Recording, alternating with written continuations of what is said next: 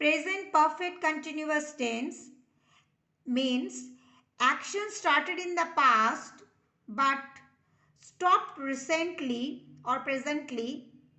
Secondly, still continuing.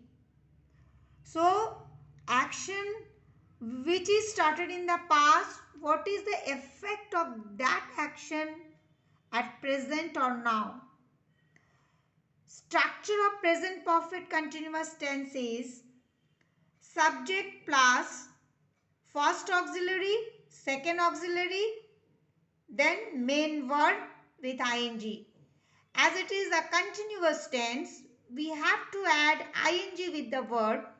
So whenever we add ing with the word becomes weak. So we have to prefix or we have to use one helping verb or auxiliary verb. Here we have to use two auxiliary verbs.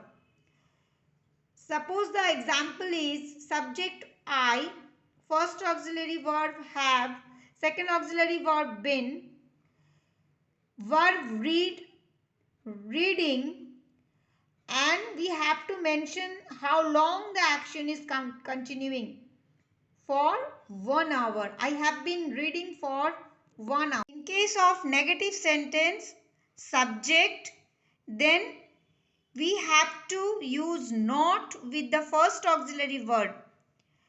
Then been, then main verb with ing. Here subject is I, first auxiliary verb have not, been reading for 1 hour. I have not been reading for 1 hour.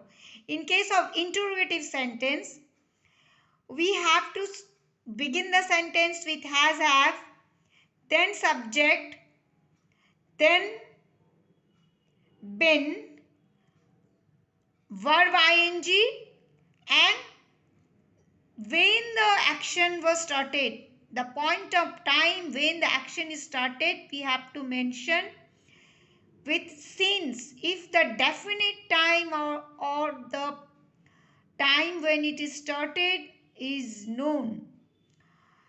Has she been playing since morning? For is used to talk about a period of time. For example, 1 hour or 2 hours. But since to talk about a point of time, a definite point of time when the action is started in the past, 7 o'clock, Sunday, any day, any time of the day. So, this is the structure of the present perfect continuous tense. Please subscribe my channel. Thank you for watching the video.